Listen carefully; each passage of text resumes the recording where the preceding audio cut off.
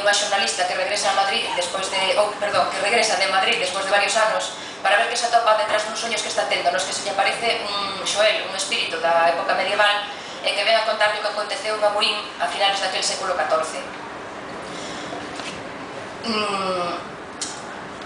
Hai dous temas moi diferenciados, como falábamos antes, dúas historias paralelas que tratan dous temas moi diferentes. Un é o tema da maxia, da superstición, o mundo da bruxería, todo iso que nos gusta tanto, que non lle gustou que lle contaran historias de medo cando éramos pequenas, bueno, ainda agora se gusta, non?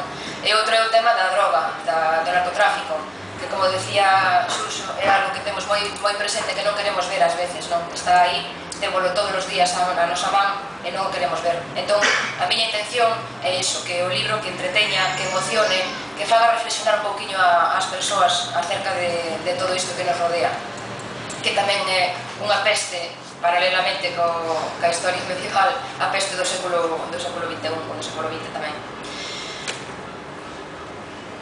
A palabra din que é a arma máis poderosa que ten a humanidade, non?